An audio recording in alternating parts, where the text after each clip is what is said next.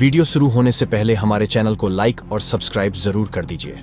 आपके एक लाइक और सब्सक्राइब से हमें बेहद ही खुशी होती है। तो वीडियो स्टार्ट करते हैं।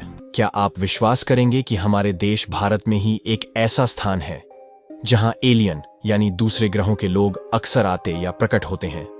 सोचिए, आप वहां घूमने जाएं और आपको वो एलियन मिल जाए तो आप क्या करेंगे?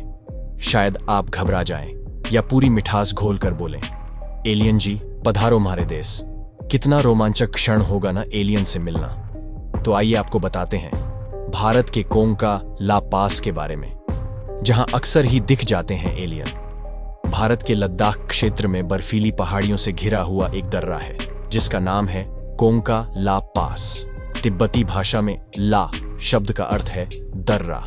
यह भारत और चीन की वास्तविक लाइन ऑफ कंट्रोल पर स्थित है, अतः यह इन दोनों देशों के नियंत्रित क्षेत्रों के बीच में आता है।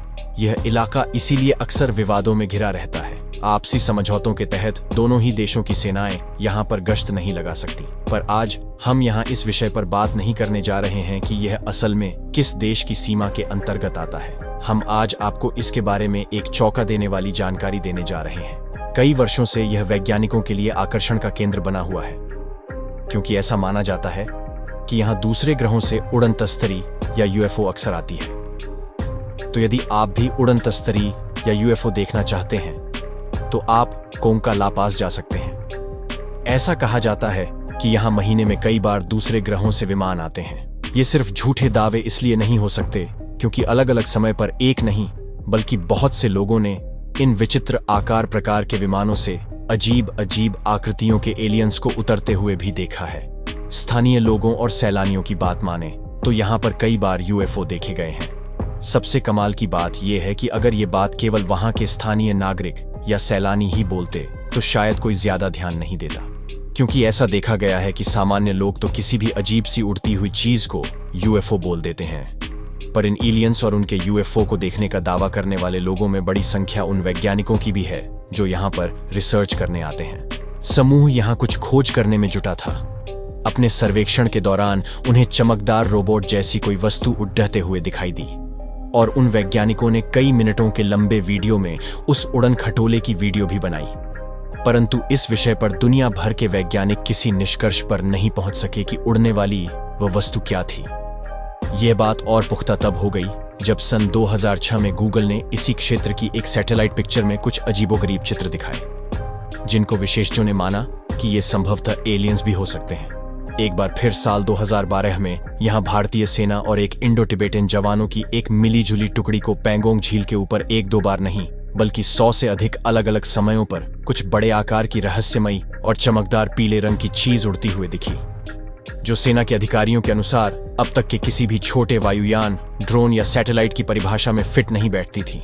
ये बहुत कम देर के लिए ही दिखकर तेजी से गायब हो जाती थी। प्रधानमंत्री ऑफिस को सूचित किया गया और सेना ने इन घटनाओं को बकायदा दर्ज भी किया।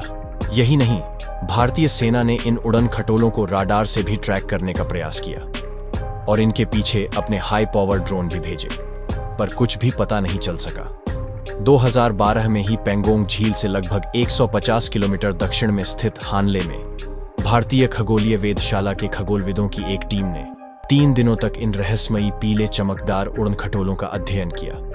इस टीम ने भी उड़ने वाली वस्तुओं को देखा, लेकिन निश्चित रूप से एकमत नहीं हो पाए कि ये उड़ने वाली बड़े आकार की वस्तुएं क्या थीं। साथ ही उन्होंने यह भी माना कि ये वस्तुएं गैर आकाशीय ही लगती थीं। यह दर्रा काफी बर्फीला और दुर्गम है, इसलिए यहां पर आप लोगों का पहुंच पाना बड़ा ही मुश्किल है। ठंड से पिघला देने वाली बर्फ दूर दूर तक फैली हुई है और इसलिए ही यहाँ पर घट रही रहस्यमयी घटनाओं के बारे में कुछ विशेष खोज संभव नहीं हो पा रही है।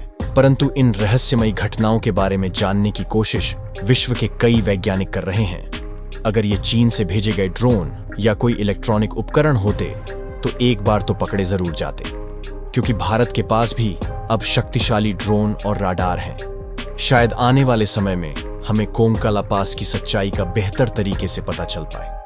तो आज का कहानी आपको कैसा लगा नीचे कमेंट बॉक्स में जरूर बताइएगा और ऐसी ही डरावनी और रोमांचक भरी कहानी देखने के लिए वीडियो को लाइक और चैनल को सब्सक्राइब जरूर कीजिएगा। मिलते हैं अगली वीडियो में।